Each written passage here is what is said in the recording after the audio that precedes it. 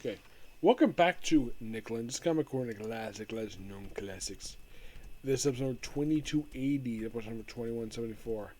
This one's a big one because we're covering the 24 volume for Iron Man Epic Collection. We're also doing some bonus books, and we're going to do a Marvel Masterworks Silver Surfer.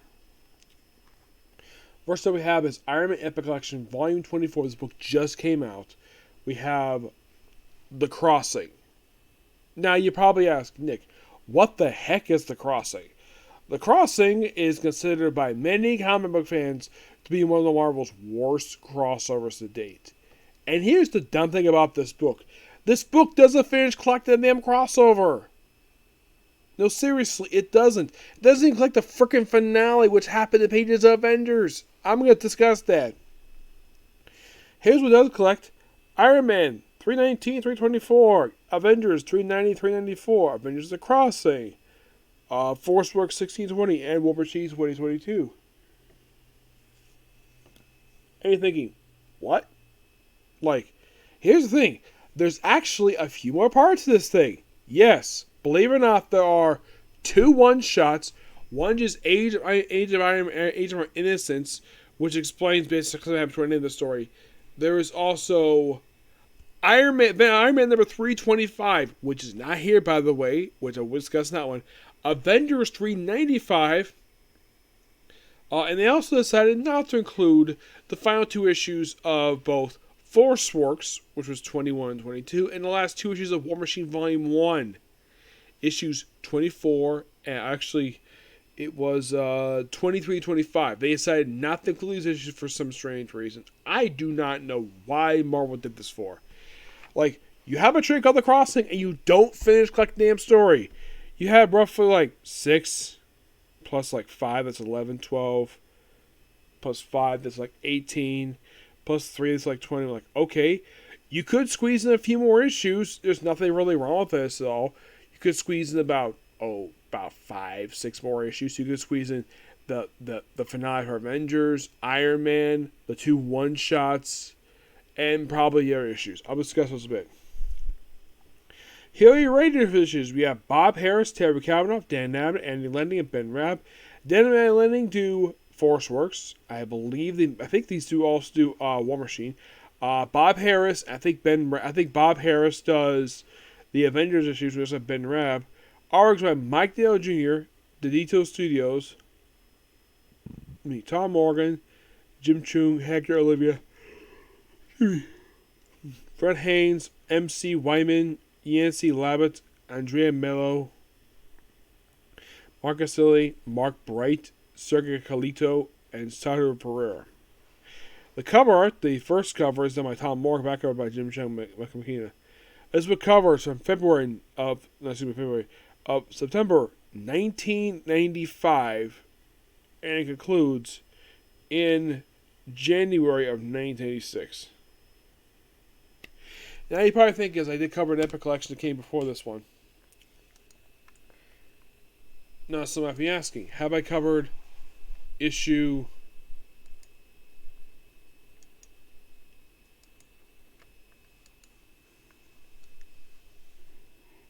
Should be 389.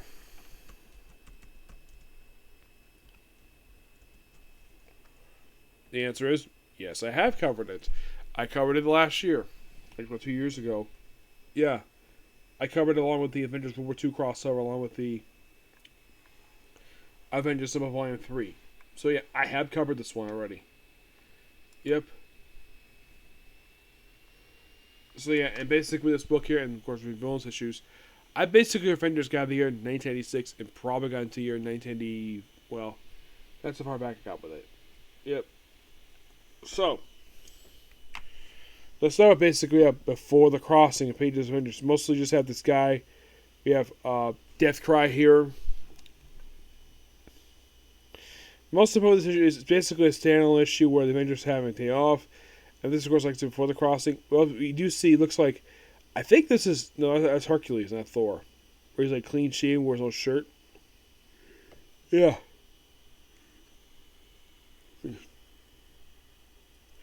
Oh yeah, it's found in this issue that Jenny Van Dyne's broke. Yep, she is broke. And of course, there's some campfire stuff here. Let me tell you the Iron Man issue. Now, if you read any Iron Man issues that came out this period of time, they always had the logo FW on it because he's part of ForceWorks, obviously. And the armor looks awful. Like, I don't know if the color is good, but man, it looks really bad. Yeah, 3/18/3. We have Iron Man basically testing out his might against one of his armors. I believe this is, let me check and see what mark this is.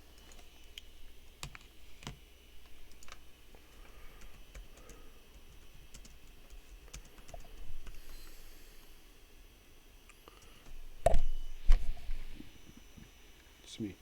This is Iron Man armor mark number, I think this is 15.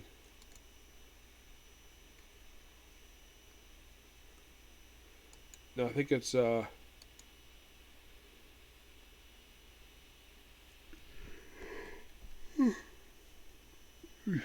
think it's armor mark 13. Yeah. Yes, like so Friday gets this thing plus various battles ahead. Since then, of course, you have flashback to Iron Man the Avengers, Jack Frost, basically various battles. It's a good standalone piece for Iron Man. The Calm Before the Storm. Yeah, of course, he's sleeping with Beth Cabe, which, of course, by the way, with book is relaunched a couple years later. This is basically never brought up again. Nope. There's some training here. It's a nice standalone issue. And then we started the Avengers crossover with the one-shot Avengers The Crossing. Bob Harris wrote this along with Tara Kavanaugh. You might be thinking, where's Lee Kametsky? He left the book part of this. Yeah, so we have the remaining issues of this book done by him. Yep. Mostly put for this crossover, you just basically have some other wild stuff happening. Thor shows up in not his outfit. Yes. And with him with Thor, you're thinking, what the heck is he wearing? Good question.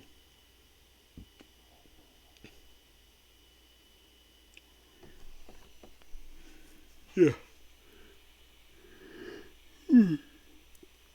Yeah, and of course, we actually have a death in this issue. Yes, an actual death.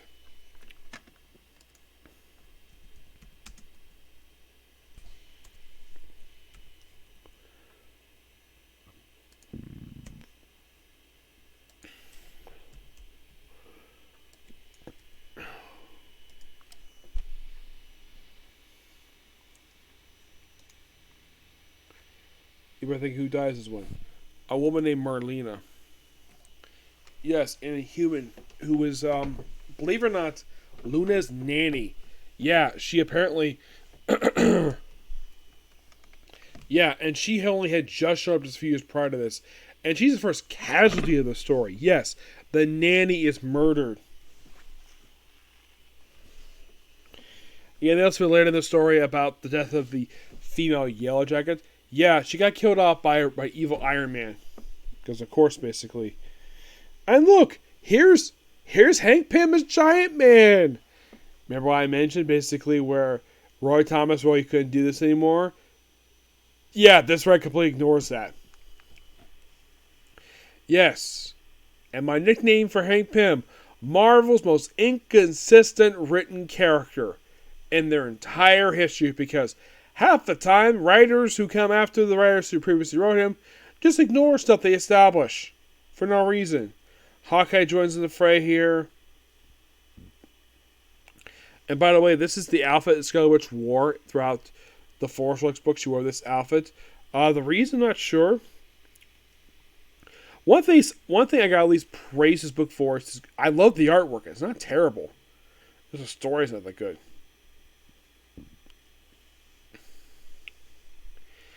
Yeah, and one of the reasons why that the story's hated is it's not related to Iron Man. Yep.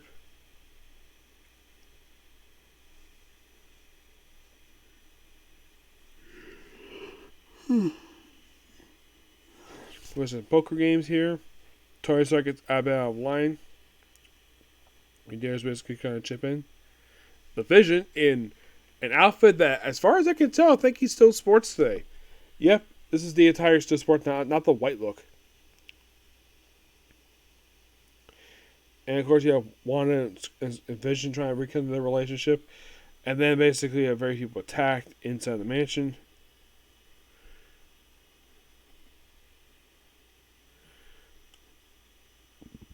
Also, you have Black Widow wearing this outfit, an outfit she was still wearing even after this. Yes, because she basically didn't copy the Avengers with all thing with Onslaught. Nope, she stuck around, and she got a brief feature in Journey to Mystery because of it. Yep, she did. So yeah, the stuff with the family, and of course, then we have evil Iron Man show up, and he kills Marla, kills the babysitter. Yeah, forget Marla, but this morning's surprise had to die. Yep, and then we move on to Force Work 16. And they had to basically put in here 16 noteworthy because I think the original logo didn't include a number for some reason. And probably also because people got confused. So there's like a Moonraker who claimed to be like an alien somebody else, but really we don't know who this guy is. One thing I mentioned before about Force Works is at the start of the series had really atrocious artwork. And over time, basically, they replaced that original artist. And this artwork is really, really good. And if you're curious, who does the artwork for this book? Jim Chung, who does a really good job of this book. Oh, yeah, he does. And we have it where Julia basically just starts a relationship with him. Yep, smooches him. Slade. Oh, now she recognizes me. Yeah. Lucky guy. And she's like, really? You have the kissing in the battle? And of course, the kissing, you're like, really? Oh, don't mind me. Yeah. Oh, by the way, when her daughter meets basically her new boyfriend, she has no idea she had a boyfriend. Yep. Also, this is U.S. Agent. Where's the outfit he's not wearing? In the 90s, basically, everyone got these new attires because it's the 90s. We have to be basically new and hip with the kids today. So we have to basically update everybody's looks, well, most everybody's, except for Spider-Man. He kept his look up the entirety beginning and end of the 90s. He's probably the only character who did not change his look at all. If you read any comic book for Spider-Man that published from the year of 1990 to 2000, his outfit always remains the same. He did basically armor, but that was basically for a story arc per se. But it wasn't like status quo for his outfit. Yep.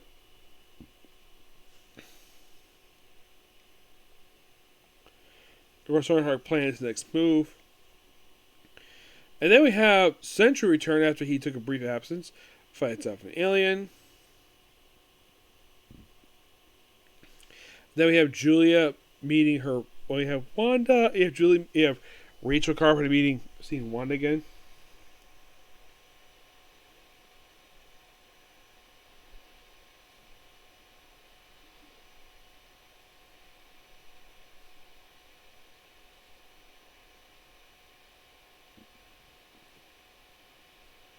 Yeah.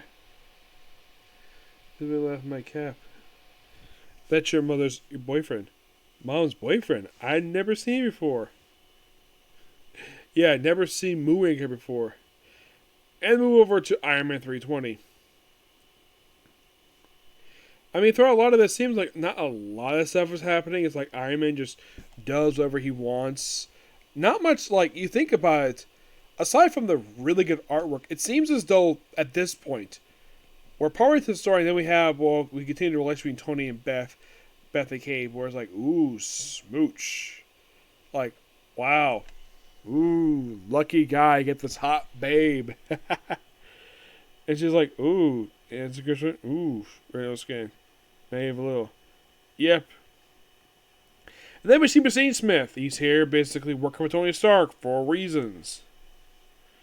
Yep, so, yeah, gonna portray the Avengers. Why? Me. Well, 391, where he's like various shadows. Like, you would think an event like this, something would happen, but it seems like not a lot's happened so far. We have this alien pop up. It seems like, yeah.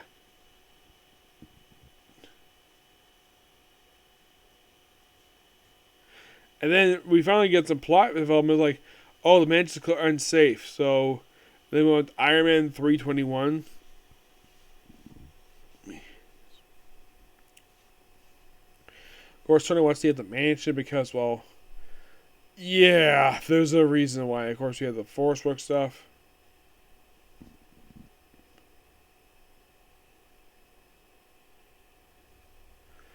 And then we have Madame Mask here, who's in a full bodysuit. And, oh boy, this artist loves basically making the breasts as basically giant bullets. Yeah, then we move over to Force Work 17. We have a new character, Cyber Racer, Susie Inzu. I believe this is her, I think this is when she first joins the team. Yeah, this is issue 17. And at this point, there's only about 5 issues left for this whole series. Yep, 5 more issues. So, fights alongside them, and then basically she joins the team. And at first, people don't have much problem with it per se, but they need to because of stuff with the Avengers. Of course, you have Hawkeye here. Hey, of course, smash a bat against U.S. Agent's bat because him and U.S. Agent hate each other.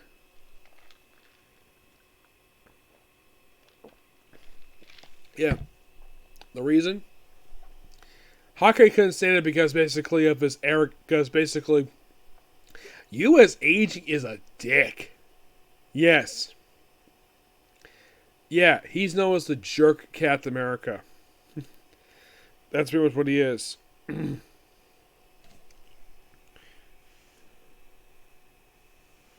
of course, basically, like, we do various stuff. And then, of course, they find their spaceship, basically deal with stuff in Kansas. And then we move over to War Machine. Yes, War Machine. Where he is wearing this weird armor. Yeah, that's his alien suit. He wears this throughout the later half of the series. Yeah, he gets involved with this story. Like, this issue has barely anything to do with the crossing at all. They just include it because, well, why not? So yeah, he gets involved in this because, well, he's Tony's friend. Why not? And then move to Iron Man 322. Where he's taking this alien. And we have Zakaria doing the artwork for this one. Yeah. He's his mother. Excuse me. Fights them against these blue alien people.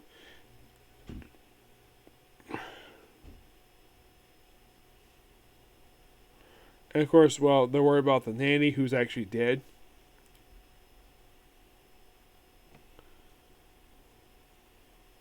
And of course, Hawkeye's fan for the murders, like, and move over to Avengers 392, where the swordsman is here, even though he's dead. Yeah, plus, but we have also, for this Avengers, we have Bob Harris and Terry Cavill to the story, but love this artwork here by MC Wayman. Like, wow, this is so freaking gorgeous. Yep. I mean, then you see a ghost of basically stuff with the swordsman that sets up for Slash Madonna a decade later. Yeah. Then Mantha shows up again. Where she's like, oh yeah, let's show off her belly. Wherever wear this outfit where it reveals lots of skin. Then of Force Works 18, where basically they have to deal with whatever. It was other person. Yeah, Force Works going to prevent disasters, and they try to. And basically, this issue just them working on disaster. And then move over to War Machine 21, which better with this issue, there's only 4 issues left. Yeah, then of course you have reunion with Hawkeye, Black Widow, and U.S. Agent in this issue. Yeah, and of course you have the War Machine gets punched in a flashback by Iron Man. Yeah, him wearing this weird alien suit. He's like, I am the suit. Yep. And Clint wears this goofy attire because 90s. What do you expect? Yep. We'll have more stuff here. Still not a lot of stuff happening.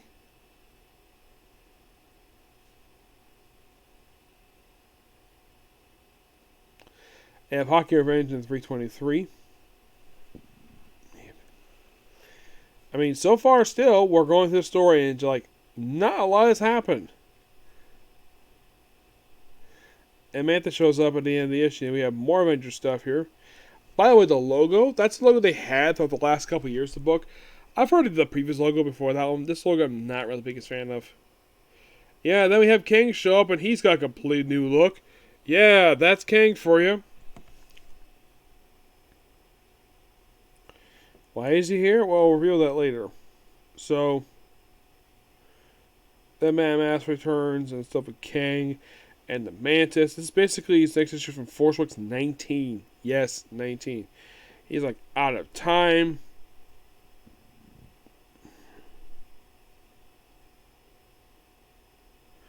Anyway, so back in the phrase, like, oh, they basically try to fight him, and then War Machine puts on his armor again. New the War Machine, and of course, this is War Machine number 22, which is the last issue for this issue series in this book. We're doing most of evil Iron Man in this issue. Then with Iron Man 324, we see him snapping necks.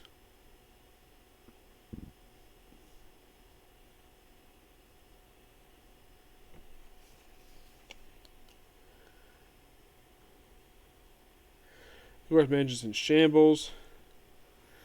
People are in comas. Yep. There's this giant tank up in nowhere. It just, like I mentioned, like, stuff happens. And then, of course, you have Mantis with Kang. He's got Moonraker there. And Force Works 20 was last issue in this book. Yeah, then the AI goes freaking nuts in this issue because, well, why not?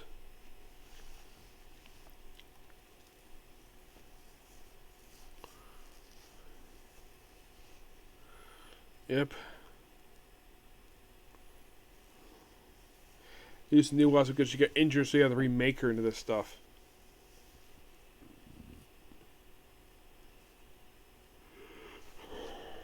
Yep.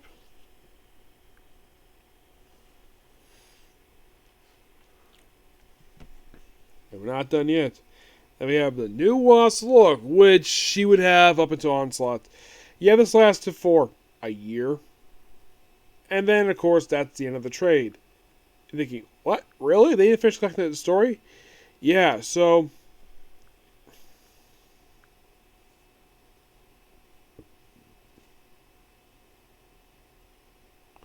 yeah, I don't really get this. So, the trade itself I give a 9 out of 10, so...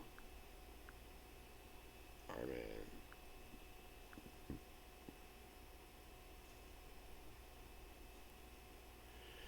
Yep.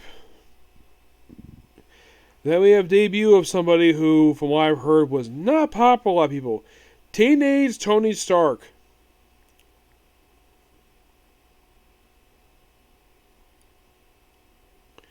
Yeah.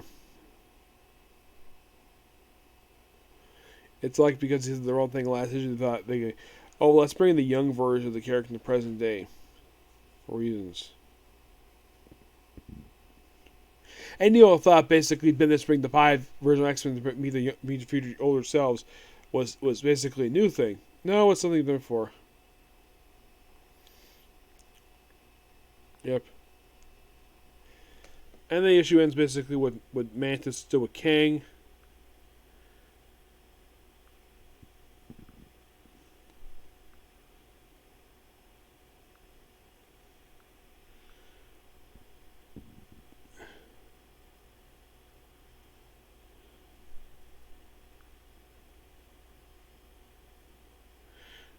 Yeah, here we go.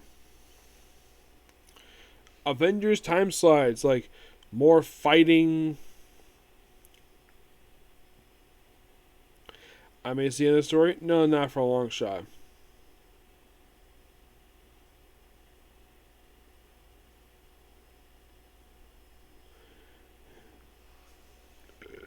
More other stuff here. Yeah, this one shot's not really much anything at all. You have some star beats here, but not a lot. You read it and like, man, this book is so boring.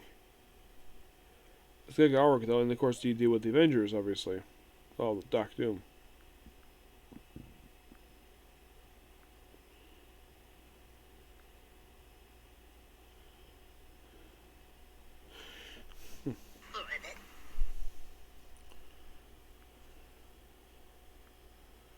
Okay, so I'm probably going to end it soon. So next up is basically going to be the finale of Avengers 395. Yes, this is the finale for the story. Yeah, where in this issue, the death of an Avenger. Yes, in this issue in particular, they kill off Tony Stark because it is revealed in this issue that he has been Agent of Kings since the Avengers first founded back in the 60s. And a lot of people are like, that's bullcrap. That's an absolute stupid revelation of why Iron Man's doing this. Because the Age of freaking Kang. Yeah, so to rectify this, they brought in the child version of him. And of course, the camera up there, but we're not done just yet. Oh no. Let's first discuss the final 3 issues of War Machine. As well, the other 3 are, before we discuss this one, there is one error comic we have to discuss here. The Age of Innocence, the Rebirth of Iron Man. This book in particular sets up the status quo for the next 7 issues. It's Terry Cavill is the writing for this book, with Hector Carrizo and Al Rio does the artwork. Mostly put, you just have Tony basically dealing with the fact that his, teenage Tony is dealing with the fact that his present-day stuff. Well, looks like I'm going to end it here because basically we gotta go. So, yeah, I will see you when I get back, okay? Bye.